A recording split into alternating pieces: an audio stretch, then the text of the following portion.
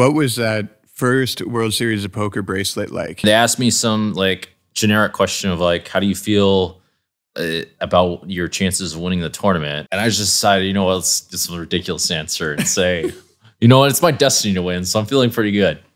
And you got destiny on your side. Like, who cares? You're listening to Studio 22. Welcome to Studio 22 podcast. I am your host, Will Meldman, with my amazing co-host, Brock O'Hearn, as always.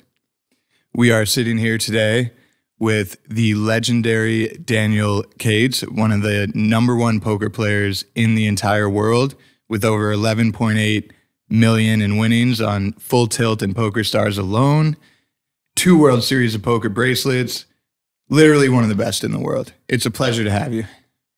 Thank you. Thanks for the nice words. And yeah, felt great being here. Dude, so happy to have you on, man. It was a pleasure meeting you not too long ago, and it was a lot of fun playing poker with you as well. Mm-hmm. I knew right away I was going to lose, so that happened. Don't sell yourself so short. There's tons of luck in poker. Dude. I mean, I would love to hear what got you interested in poker in the first place. So what got me interested in poker in the first place is it was kind of simple, to be honest. I was playing games. I was just some kid playing games, and I was able to beat my friends at these games like chess, and then online video games, and like this game called Bubble Trouble, and then a game called Command and Conquer, or Minesweeper, things like that. I became very good at them. And then along came poker, where it was this game where I could play it and make some money at it. So I thought, oh, well, all right, now we're talking. And I had heard of this idea of a day job. I was kind of aloof as a kid, but one of the few things stuck with me is it sounded terrible to have like a day job work, 10 hours a day or whatever it is, 9 to 5, 8 hours a day doing something you hate. And I just wanted to be free and doing what I loved. It still sounds terrible right now, I would say. Oh yeah. It's even worse now, I think. I've heard college students are kind of screwed, and it's a lot harder than it used to be. In fact, like jobs are getting harder and harder to get. I hear you have to be more and more qualified, kind of thing. Is Command and Conquer like Age of Empires? Because I would play Age of Empires all the time. I played that, too. It's kind of like that, except now instead of fighting with warriors and guys on cavalry and trebuchets and cannons, you're fighting with like you drop like a Moab or someone, and there's like a group where it's like the terrorist group, and then it's the Chinese with the nukes and the so it's like modern military. It's like modern fantasy. It's not really modern. Like there's like an Air Force. There was an Air Force general, and then they had like these like fighter jets that would come around and fire a bunch of jets, and like helicopters with dudes fire rockets out of it. And all this I mean, I have to look into that. Yeah, like my older brother and I were so into Age of Empires. If it's anything like that, I'm going to love it. But I really like that concept too of like video games that escape, because a lot of those games too have like tons of strategy to them. Like they really require you to think. And that's what I loved about them too, is like, it is like chess. It's not just like go out there and like Call of Duty where you got to go just shoot everyone or whatever. I mean, you got to think during that too. But so it totally makes sense, that kind of natural progression into poker. You said you were like 17 when that happened? Yeah, like around then? Yeah. Do you still play video games today? Or? Very, very occasionally. I tried to, because like a video game and a real game, and well, whatever you want to call it, like something in life are not really that different if you think about it. It's just the way that you get an emotional high just happens to work out in a different sort of way. It may be a bit more delayed. Like instead of like you could like hypothetically make a game where you go to the gym and you click a button, you do like biceps and stuff like that, right? You can make a game like this, and there probably are games where you do something similar, like The Sims. But why not just play The Sims in real life? And now you've got like an actual house. And now you've got a career, and now you get the body and all of that. You know what I mean? So it's like at some point I slowly grew out of them, and I started basically like, trying to work myself into the real world, or like real world passions like took over. So I still play them a little bit, but I don't think it's really The way I look at it is it's better and healthier to not spend too much time on them versus on other things. I think that's the right way to look at it. You could say people would go to a certain extreme or moralizing it where they would say, oh, video games are bad. I think that's a little bit too black and white, where it's like an option and there's healthier options that are better long term. I think that's a better view, and I'm just more preoccupied with that stuff. Yeah. I mean, that makes perfect sense. I use them as like an outlet, right? Like if it's after the workday and I'm stressed out or tired or whatever, I'll go play a game of FIFA online or something, and like, oh yeah, totally, it'll take me out of the world, and I'll just be, play a game or two and be good to go.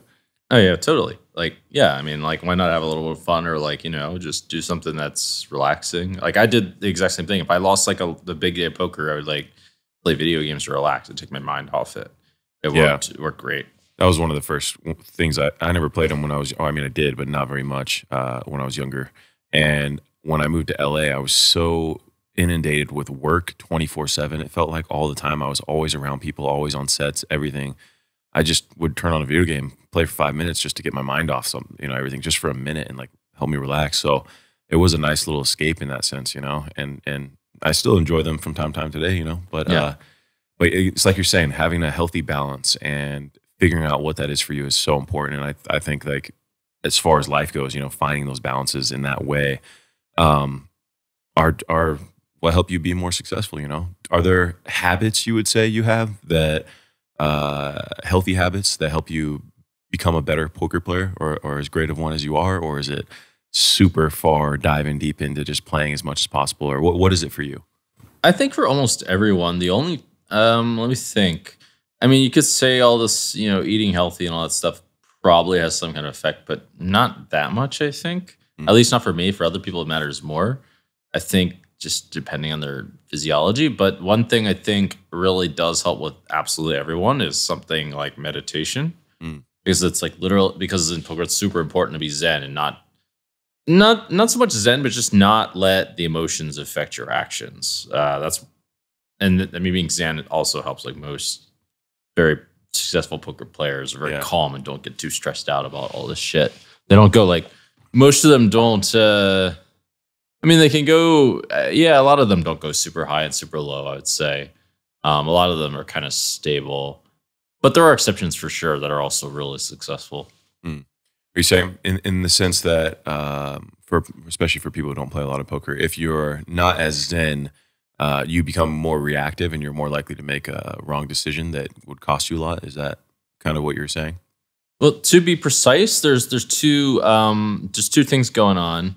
Basically, but it's important to note that if you can handle the emotion and still respond with it with equanimity, then it's fine. But it's easier if you don't have those like this wide range of emotional swings. These are actually two different things. And in fact, as it turns out in spirituality, I've read that you can in fact increase your emotional volatility. There's a practice in Zen Zen specifically that I think opens yourself up to that. I was reading, it was really interesting because I was reading about this guy who like burned himself alive and didn't even flinch. I was like, how is this even possible? It's like a miracle. And it turns out there's two different practices: one that closes off emotion, and one that does that, and then like equalizes with it somehow. And there's one that can make you more how do you say, have more volatility and more perception and have like a more dynamic experience. Yeah, my buddy Robbie Masser in high school had the book The Tao of Pooh, with like Winnie the Pooh. Yeah. And it's kind of like Zen, like Taoism, like for dummies kind of, right? Mm-hmm. Just like a really simple way of understanding those principles. Yeah. So I kind of like got into that from him in that book and like learning about it a little bit in high school. It's pretty fascinating to me.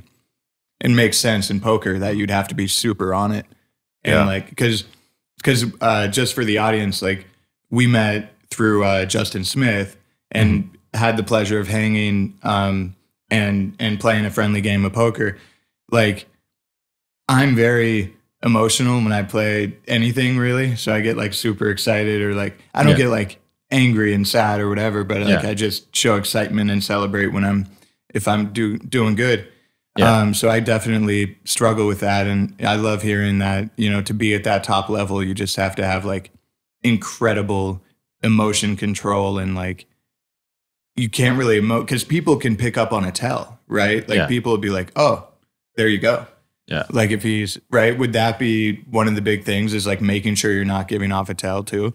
Oh, that totally matters. To reiterate, like you can have a lot of emotional, you know, you can show your emotions and or have that capacity to show them. It just requires some kind of control to be able to like discipline them to some extent. It's particularly when you're making plays, making bluffs or that kind of thing.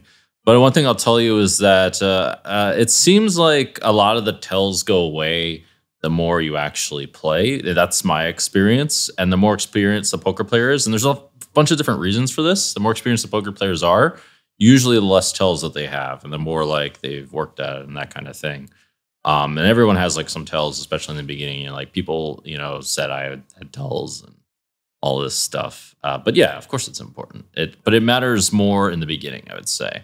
I mean, it's possible to pull off a full-on act and like not give off tells and just do all this shit, but you know, just have a whole talking game. Like some people have a bit of it. It's just kind of difficult just because it's easy to like mess with your head and think like, did they think that I had that? And did they do this because I had that? Like it's super easy to think something like that. Yeah. That's awesome. I love seeing, you know, in films too. I mean, James Bond, you know, when they use the tells against the other, you know, players. Yeah. There's some really fascinating stuff. And when we played too, I couldn't read you to save my life. I haven't had a ton of experience in poker, right? And but I knew Justin was really great. Morton's loves poker as well. We had a lot of fun playing with him. But I want to know, like, what is about you that you've discovered that sets you apart from most other poker players? That's a good question. I think a big thing for me personally, I mean, one thing, I don't know if it sets me so much apart or not. Maybe people don't realize that they do this, but a big thing is I always believed in like what the truth was. And I just thought, well, if I really like focus on that and really honest with myself, and, you know, really like make sure like, you know, I'm not fooling myself with biases and things like that. It's just true that in poker that you'll win as long as the more honest you are with yourself and the more, you know, objective you are at figuring out where you're at and what you need to do and that kind of thing, and acting on it and like having the balls to do it, the more successful basically you'll be. That's a general thing, but I think one unique thing to me is I tend to be the type of person that I like kind of make assessments based off of my own experience of like what works best against the actual against like the whole population that I'm playing against, and then adjust. I like kind of make sort of reads on people like immediately, and then I keep adjusting them at quite fast depending on what information they give, just based on my experience, if that makes sense. Absolutely. I mean, you can tell a little bit, but you can't really tell too much. It depends on things that people say, or depends on, you know, hands they show, like that kind of thing. But you have to like be very observant. Yeah. Whereas a lot of people don't necessarily do it like that. They have their game, and they don't really adjust it too much. So I have a fun question. What was like the very first like big money game or tournament that you entered where you're like, okay, like I could lose a ton here, and like really got the blood flowing and was like, this is a big money game? Let me think. What was the big? Depends what we're talking about. Big. I think. I mean, the first time I played live, I was playing like 50-100, but maybe that wasn't the biggest. I was playing 501k before then. I played 200-400 a little bit. I played against, I think around 200-400 or 100-200 was when I played online, and I played it against like, I think I played it against Tom Dwan pretty fast after I had played it. And in fact, when I had first started, I was playing, $200 buy-in, or watching Tom on TV and thinking, oh my God, this guy's like such a great player. And I just never even imagined that I'd be playing this guy. And all of a sudden I'm playing him at 200, 400, $40,000 buy-in and, even beating him. And it's like, okay, this is a little bit different. That's crazy. Was that the one where he kind of had the challenge out of like, if you beat him, then you get paid type of thing? Or like, was that what I was reading about? Where it's like, you beat him and you get like $1 million and you got to take him on over a certain amount of hours. Was that something that I was reading about? We did do that. Yeah. That's what followed afterwards, because I did beat him, as a result of this. In fact, I had a session where he was in fact destroying me. He had won 500K. I'd been winning 500K. I was about to quit. And I decided, okay, if I lose, like, my bankroll went from 1.5 million to $1 million. And I had like, I said, okay, if I lose this next 40,000, I'm going to quit. But I didn't. And from that moment, I just kept smashing him. I started playing a little bit more aggressive than him and just smashing him or running him over. It was such a bizarre twist. And I ended up winning the 500,000 back plus another 500,000. Wow. And he sat out. This was before the challenge. In fact, when he issued the challenge to me, I had beat him out of like 35 buy-ins, which was like over $1 million already. Wow. That is awesome. That's so cool. Do you have a favorite kind of person that you like to play against? And I say that in the sense of, do you prefer playing against pros? Do you prefer playing online? Someone who's had so much success online? Do you prefer playing friendly games at home, or just with people you just met that maybe aren't pros at all? But do you have a favorite kind of person you like to play with? I kind of do all of the above. I mean, a lot of the times when I play live, it's fairly, there's a lot of fun involved, and it's not super competitive. I'm not really out for blood so much live. It depends on the game. Like the other day I was playing in Austin, and we're playing like 400, 800, 1600. I mean, yeah, I'm out for blood for the most part. Then I keep it loose and try to give a bit of action, but like I'm trying to win. The ideal kind of opponent when we're trying to make money is one that always folds, because if someone always folds, you have a really high chance of winning. Yeah. And I feel like that's me a lot. It's why is that? Well, it's because you can't win in the pot if you always fold. But in Ring, it tends to be actually quite good against everyone else, because most poker players most people are just afraid. They're just not really bluffing. So it's actually quite good to fold all the time versus most people. But there's like the people that are more fun to play with are the people that are like busting out moves and adding a little spice in there and like really playing back at you. Yeah. So against them, like it's not good to always fold. Against them, you want to like just call all the time, or the call is quite good. That's awesome. I feel like you're meant to fold a bit in Texas Hold'em, right? Oh yeah, in Ring you got to fold quite a lot. Yeah. It's usually good, actually. It's just if you're playing against someone, if you're just playing against someone who like knows what they're doing and is bluffing all the time, then it becomes bad. But collectively, most people don't do that, and on average, people don't do that. So it's like better to like wait for the right spots and that kind of thing. It's actually better to do the opposite and like put them to the test a bit. Nice.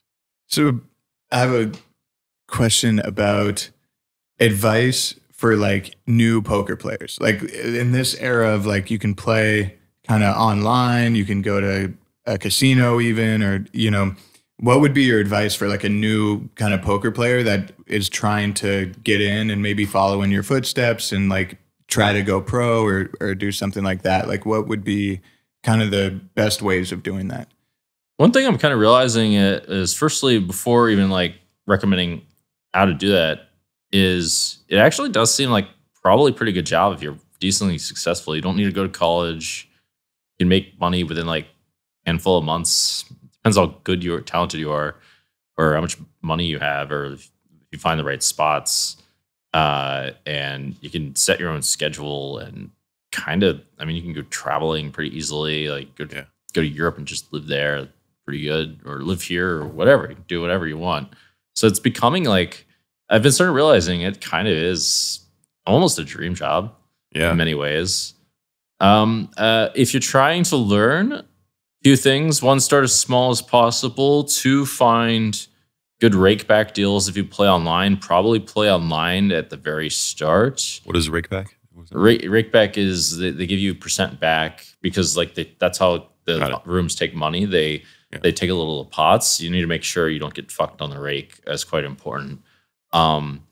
You want to find like the right spots, and then you want to try to learn as small as possible for real money, and just like study and all of that, and keep trying stuff and keep trying bluffs, to be honest. Yeah. Because most of these guys will just like, you can run over them quite a bit. Yeah. And there's like quite a bit of money in that. And that's the way you'll learn fastest, if you get fucked up a little bit kind of fast.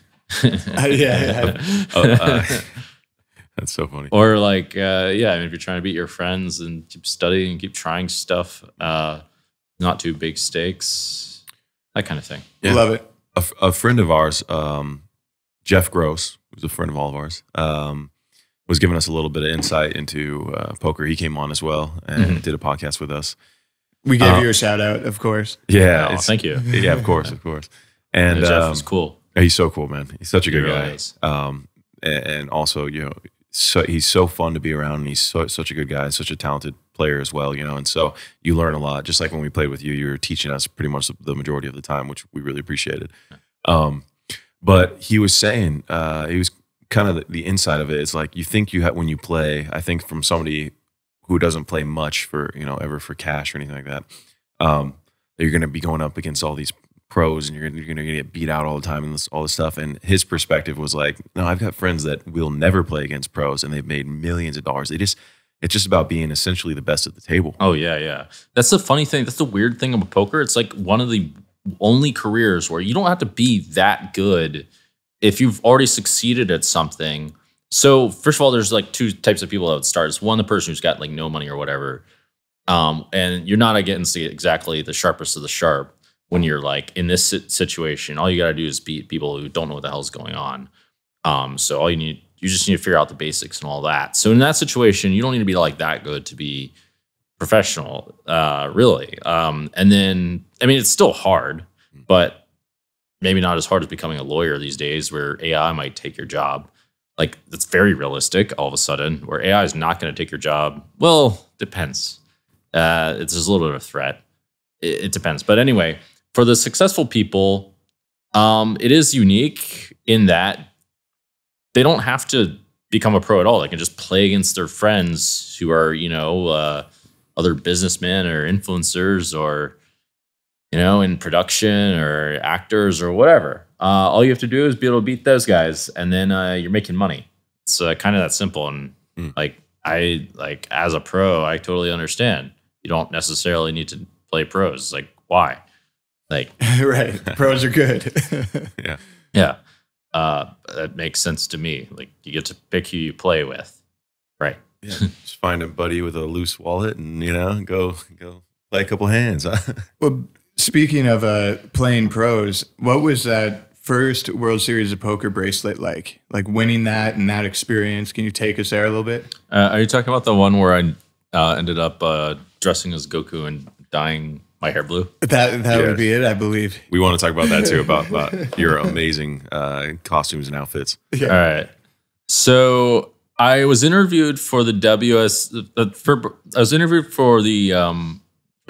that particular tournament, the Poker Players Championship tournament. It's kind of a prestigious tournament. This has got 9 games, and they asked me some like generic question of like, how do you feel about your chances of winning the tournament? And most people give this boring answer, but the truth, which is like, I'm not that likely to win, but I'm feeling pretty confident I can beat the field, and I've been studying, and like I know these games, and I get this edge for this reason or whatever. And I just decided, let's do some ridiculous answer and say, it's my destiny to win, so I'm feeling pretty good. When you got destiny on your side, like, who cares? I think that's a good answer for everything now. Amazing. Destiny. Yeah. Like, that's what they do in the cartoons, right? Yeah. The first time I played it, I actually got 6th place. So I got pretty close. And then the next year I decided, you know what? I'm going to run with this joke. I'm just going to say, no, I was kidding I was speaking about this year. This is the year. And I just kept like rambling on like Instagram. Like, no, like that's my destiny to win. They're keeping the $1 million warm for me. All this stuff. And then all of a sudden I made the final table. And in my head, I'm just going, oh my God, I made the final table. This is so crazy. How do I make this crazier? I might as well just go all the way. And I decided, all right, guys, I'm going to dye my hair blue like they do in Goku when Goku goes into God mode. And I found like a costume. And in fact, as I'm walking through Fashion Show Mall in Las Vegas, I like decide to go into a candy store because I like a nice sweet every now and then. Yeah. And I find, yeah. Who doesn't, right? Yeah. And so I find, no joke, I find candy from that cartoon. I was deciding at the time which cartoon to dress up as. Candy from the cartoon, Goku, what is it? Goku. Is it Dragon Ball Z? Dragon Ball Z, yeah, that's what it is. Like the sensu beans that heal you when you're like, when you're beat up. They little candy beans. Yeah. They called them sensu beans. I thought, wow, I have to buy this and like a power boost energy drink. That's amazing. Literally destiny, finding the sensu beans as you're already going as Goku is perfect. I selfishly wish you dressed like that today. Yeah. Well, great. I'm getting ready actually to, I didn't go all the way insane, but I'm getting ready to go on stream actually. Okay. And I'm dressing as Macho Man. There you go. He wore like a similar jacket like this. I mean, it was over the top insane jacket. This one's like a bit of spice, but it's like I can fit into normal society wearing this. Yeah. And I got like a hat and some glasses and all that. That's incredible. My buddy, we just did Young Rock, the TV show, and he plays Macho Man. So I got to see a whole array of outfits and all the sunglasses and the gloves and everything. Like, yeah, it's pretty cool, man. I love that. That's great. That's a great outfit.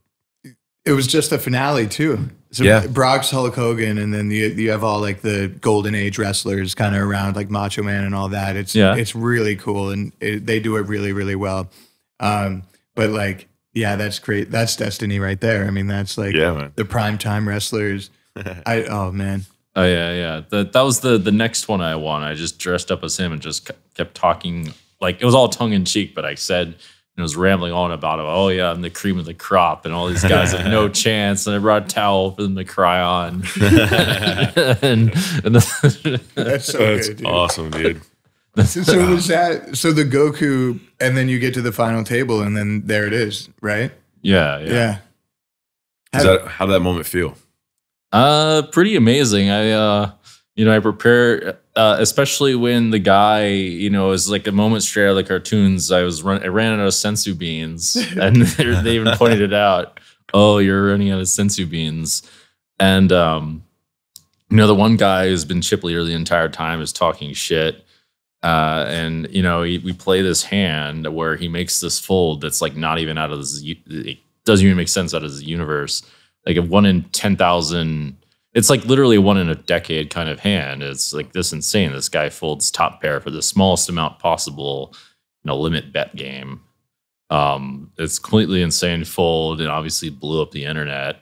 And from that moment forward, they didn't realize I had a power boost left over. So I took a sipping on the power boost and I started gaining a lot of chips and became chip leader. Oh, that's amazing. And yeah, I ended up winning. So my mind is completely blown that I actually won this thing. And so that fold was that makes me want to watch poker even more now, dude. Yeah. Like that's a show. You put on a show for people, and that's one of the coolest things is because it's already so entertaining for a fan of poker, of Texas Hold'em, to watch it and to be a part and see what, because it's like it's a never-ending cycle. It's always something interesting going on, and it always keeps you engaged. But when you do that extra layer of like the sensu beans, the power boost, dude, dressing up like Goku, all the other outfits you've done too, but that makes it 10 times more engaging and entertaining to where it's like, oh, we're going to talk about that for years. That's going to be 10 years, 20 years, 30 years from now. We're going to remember that moment, and you give that to people, and that's really cool, man. Well, that's what actually that's what's gotten me interested, that's one thing I realized, that a lot of these a lot of these things like wrestling and like sports kind of have, is they've got all the drama, they've got like the show, they've got like the whole storyline going, whereas poker could totally have that if you'll just like injected a bit of that life into it, and it would really spice things up, and I think it would appeal to a larger audience than simply the diehard poker fans that are looking for like, you know, these technical details that most people just won't care about, like, you know, this check raise hand that you're supposed to have in this one spot, and the you know, the 10% bluffs that you're supposed to have in this other spot, or like this obscure play.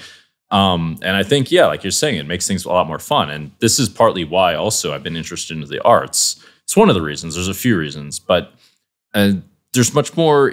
The arts themselves are not constrained in like a box. They're not like able to be figured out, and they're always like mind expanding in some kind of way. Whereas like, you know, if you play certain kinds of poker or certain kinds of games like tic-tac-toe is boring as shit. You already know what the solution is boring. You know what the solution is, and you just play it and you hope the other guy makes a mistake if you're playing for money. Whereas like the arts, it creates adds a totally new dynamic to the whole thing. And yeah, it's a lot of fun. I mean, that's like another whole dimension, like you're saying. I love hearing that because I totally agree. Like I was at the 49er game when Terrell Owens busted out the Sharpie and signs the ball, right? Like there's so many fun kind of extracurricular things you can do with like sports and entertainment. And the other thing was like, imagine if like next time, you know, you get an actual Dragon Ball Z sponsor and then they like get a professional like costume maker to like make you something, you know what I mean? Oh, like, that'd be amazing. Right. Like it could have like this whole kind of monetary element too. And I know you wouldn't do it like for the money, you do it for like the cool costume and the story and all that. But like, I totally agree. I think it should be embraced and supported. Oh, thank you. Yeah, I think yeah, exactly what you're saying with the, you know, the arts and the creative aspect. It's kind of limitless. That's why I love acting, man. It's you're always having fun. But it's also, there's no limit, and it's fully creative. It's being creative versus being competitive, you know. And sometimes, and most of the time, you can mix those two, and it adds a whole different element.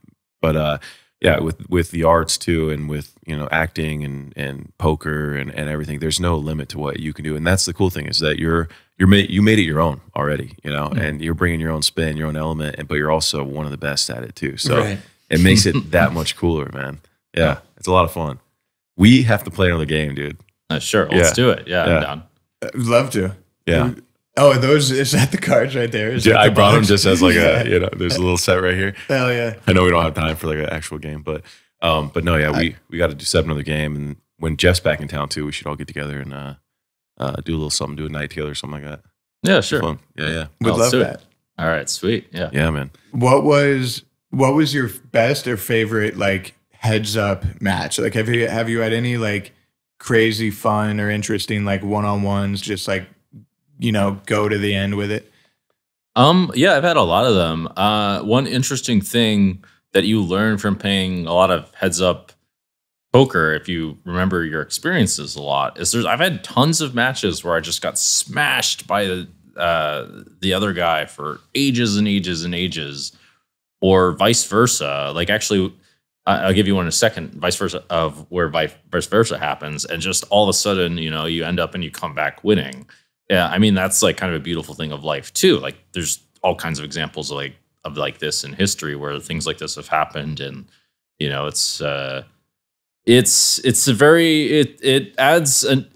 that it adds a new layer of an emotional experience to it. Right. Not always a pleasant one. It's pleasant when it goes when you're losing in the beginning and you end up winning. That's the way you want to try it. Not starting out high and getting smashed. That's not pleasant. But one that was particularly moving for me was I played a Silder, Victor Blom, if you guys know who that is. Of course, yeah. He's like, you know, he would run his money up to like, you know, it's like $5 million and like lose like all of it in a day or 2 days. Wow. They do that like multiple times. And when he first started playing, he played me at 25.50, and people don't know this for the most part, but I like beat him at 100K at 25.50. That's 20 buy-ins. I thought I was better than this guy. So, you know, all of a sudden, sitting at 100, 200. So I decide, okay, I'll play this guy 100, 200. And he just demolished me. He won 25 buy-ins at 100, 200, about 500K. And at that time, it was like half my bankroll. Oh, wow. Like that's a big hit. That's not the way you want to go. You want to go the other way. You want to get smashed for a long time. And the guy thinks, oh, this guy's terrible. Like, whatever. I can beat him any day of the week. He gets complacent. And all of a sudden comes back and things are totally the other way. Yeah. And it's like, what the fuck just happened kind of thing. And I have many matches like that. Gus Hansen was an example of that, where Gus Hansen beat me at 501K for a while at Cap PLO. But I ended up playing with him live, and I just like kept beating him over and over in mixed for a really long time, mixed games. And he kept trying to play me, and he'd like bet against me all the time. And it just always went badly. And then like one day I actually played him on LSD. I also won. That is fucking amazing. Oh man. How do you do the calculations? It was just feeling it, huh? Destiny. I was just feeling it. Bad luck for that guy, man. We played some funny hands on LSD. I played some like a couple one in a decade kind of hands as well. Wow. I could actually think quite lucidly is the funny thing. Right. It wasn't what I expected. I was like very coherent.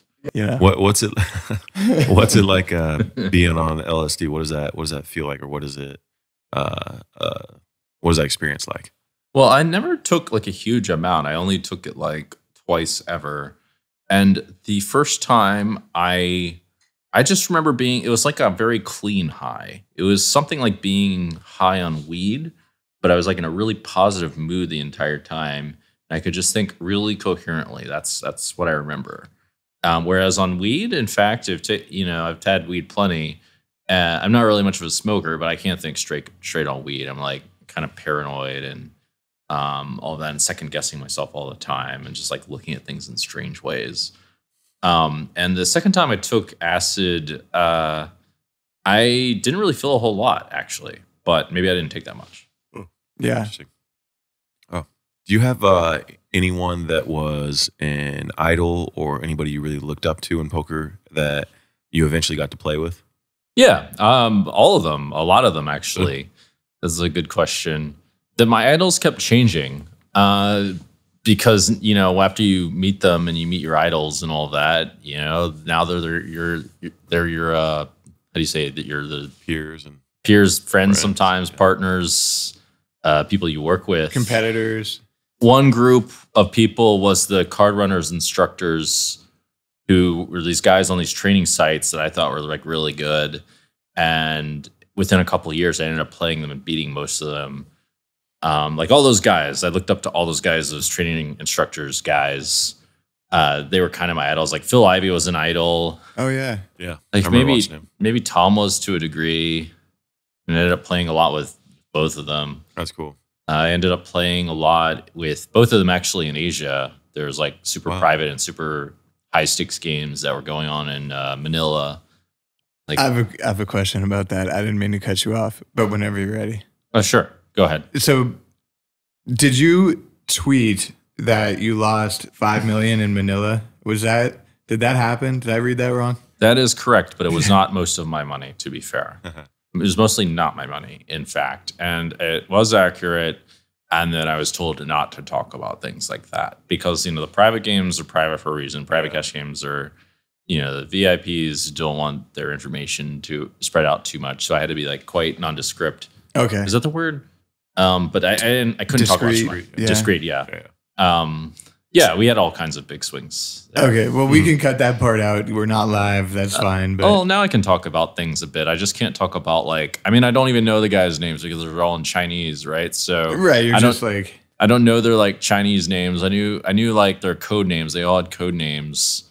They're kind of goofy with their code names. Dude, that's like Casino Royale or something. That's dope. Yeah, that's really cool. Is there anybody out there that maybe you've tried to for years, or maybe you only played one time with them, but that you've never beaten and you've always wanted to beat? Is there anybody? Let's Let's see. There's a couple now that most people don't know too much about. This dude, Stefan Chidwick, be good to beat. Like he's apparently like he's kind of like the opposite personality of me in that he's very disciplined and he knows everything precisely, and he's just like so precisely knows everything perfectly and is very like is very optimal kind of guy. Whereas like I don't exactly work that way. I kind of take a lot of heuristics. Let's say it like that. I don't like to know, the precise details. I think it's like usually not worth it to go into like super granular attention to detail. But he's supposedly like the best tournament player. He's supposed to be super good. Like he like also does the same fucking thing every single hand. I mean, it's like that must be brutal, but also like imagine the mental discipline you need to be able to do that. You like pick up your chips, you take 2 seconds, and you put them into the pot, like that kind of shit. Zero tell, basically. Yeah, it's like, the same every time. It's like the literal poker Terminator. Yeah, I was thinking machine. Yeah, I was just gonna say robotic. Yeah, exactly. Yeah. Wow. That's a good name for somebody.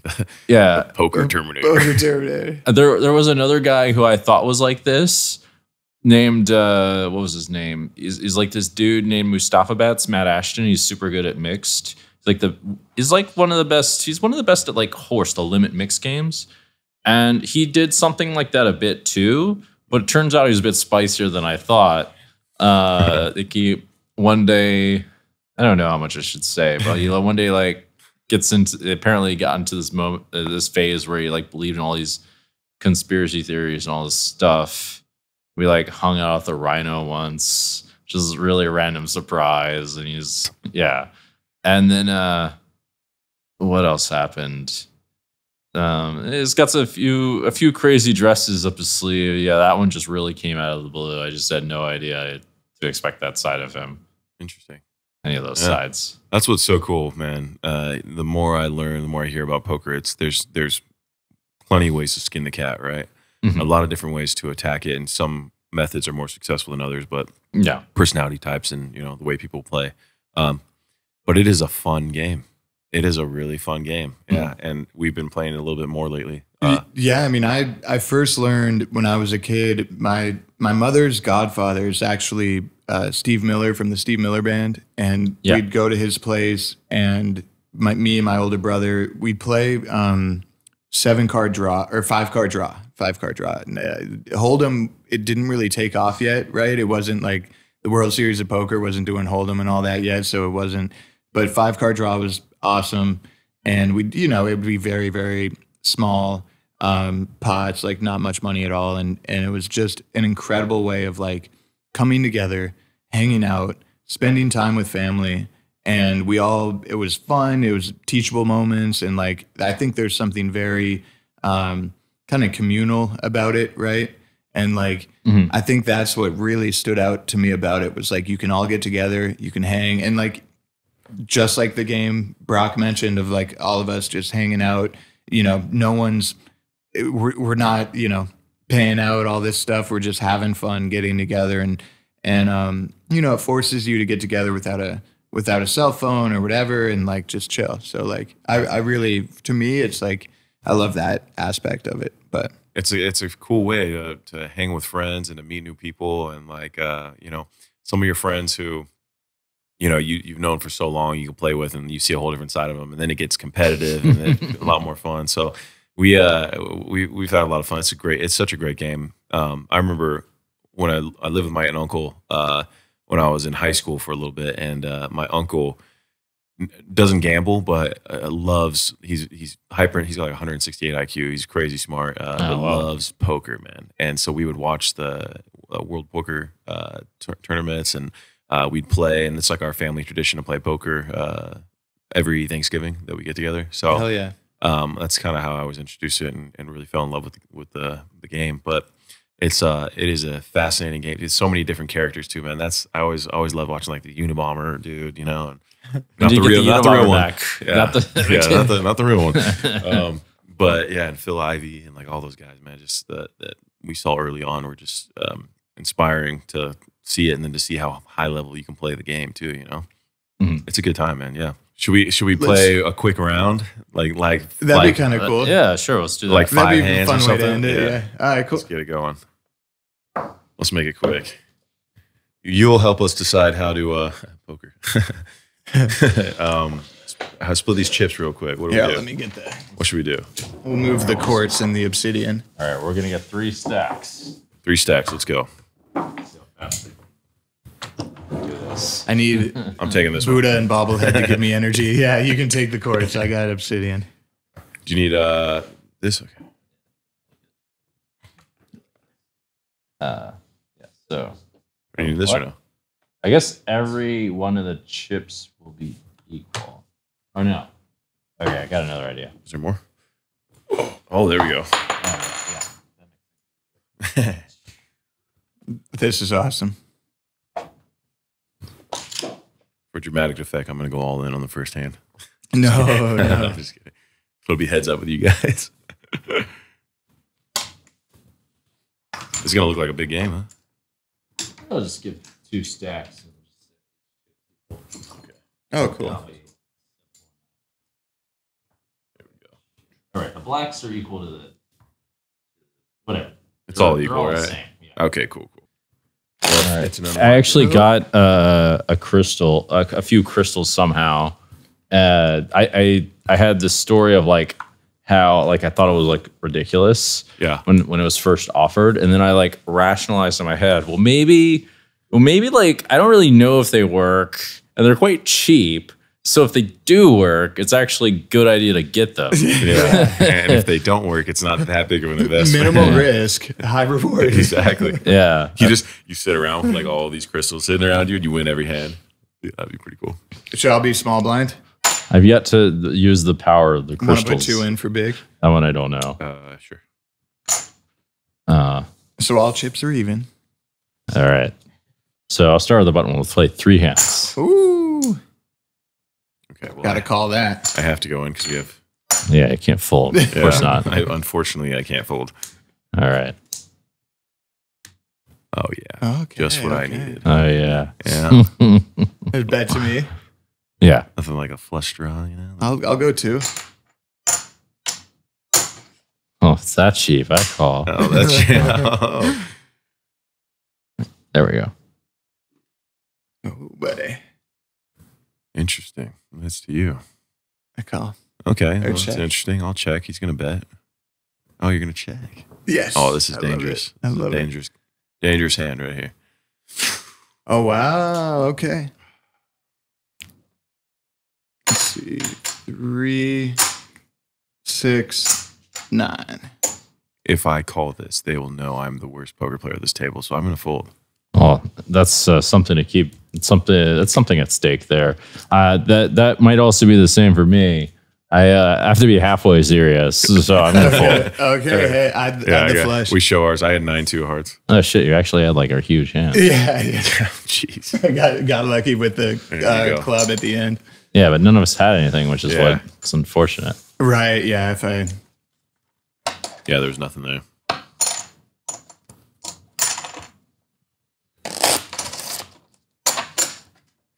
This is So the cool. second time I played on a podcast. Is it? Yeah. Hell yeah. I played like another one where if I won, I got a gift, and if I lost, I had to like buy this guy like tickets to a baseball game, something like this, and I lost. Yeah. He's like, rig the whole game just so you get those baseball tickets. What city was it in? Like, what team did you want to go to? I forget the team, but it was in Las Vegas. Oh, okay. All right, so you're the button next. Okay. There we go. Does that mean, is that, So it's like here. Oh, single. Okay. Yeah.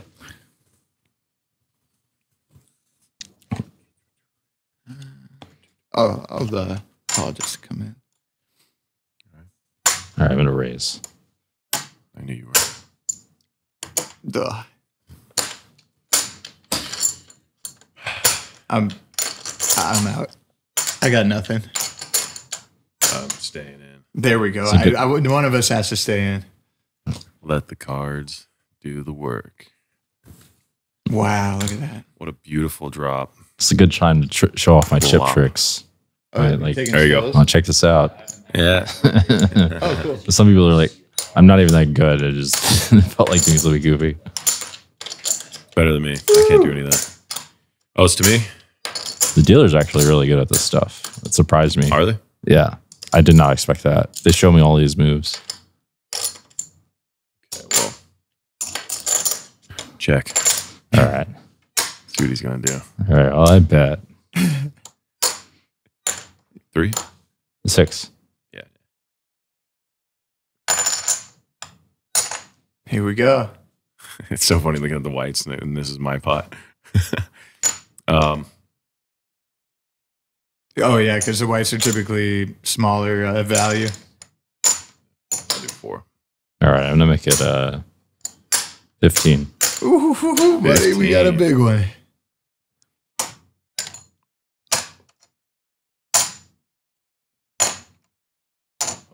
There we go.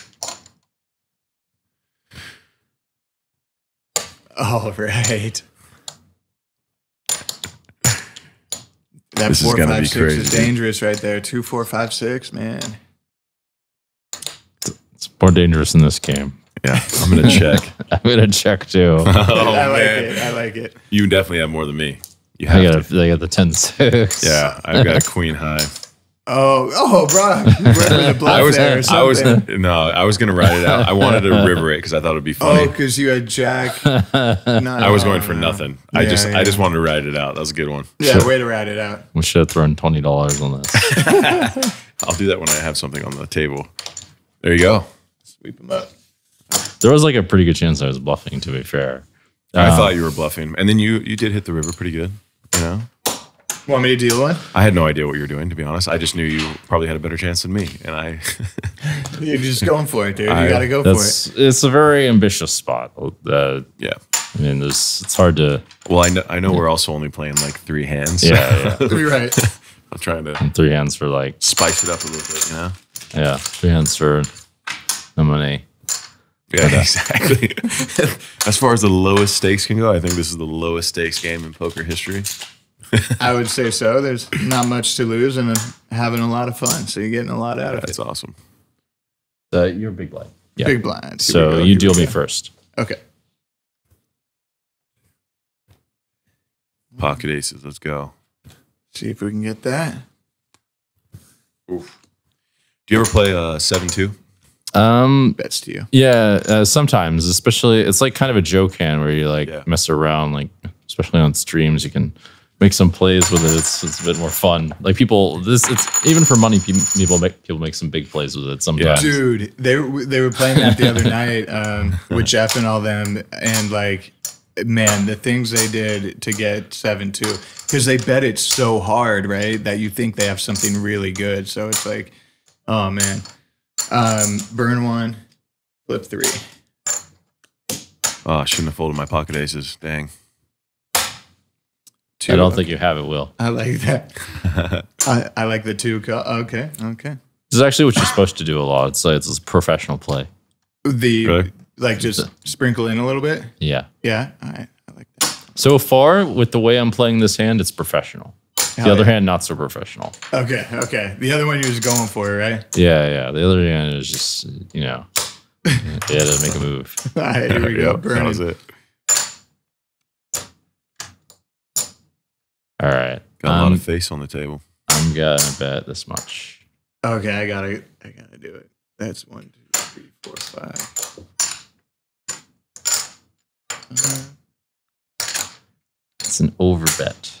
That's a green too. Here we go. Pot's good.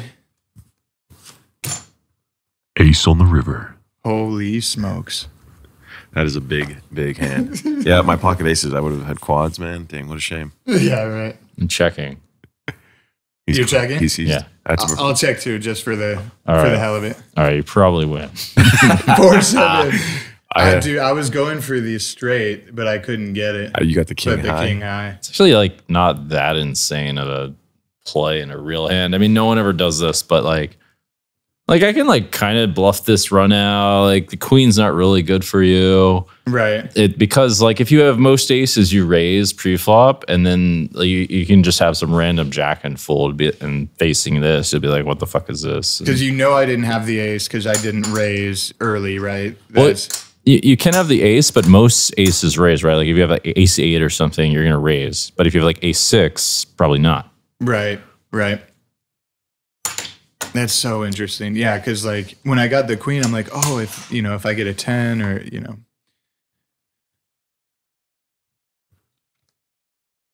And it's like, it's such a small sample size, just playing like a couple hands too, right? It's like, oh yeah. Thank you so much for coming. It was a pleasure having you on. Hope to see you again soon. Yeah, it's fun. Thank you for having me as well. Where can people check you out? Like, where are you streaming next? Like, what should we shout out for all your stuff? I'm on Instagram at the Dan Cates. I also have a podcast called Winning the Game of Life. I'm going to be streamed today at live at the bike. I'm going to be on all the streams. I'll be at the Hustler stream, the Lodge stream. You name the stream, I'm on it. The Triton stream. You might not recognize me because I'll be dressed in some crazy thing, but yeah, you can find me in all of the above. But my personal things are at the Dan Cates for Instagram, Jungleman Dan, Twitter, and my podcast. What's it called? Winning the Game of Life. Yeah. Hell yeah. There we go, man. Dude, thank you so much for coming on. It's always a pleasure. Looking forward to hanging again more, and thanks again. Yeah. It's been fun. Thank you for watching Studio 22. Don't forget to like, share, and subscribe. And follow our socials at Studio 22 Podcast.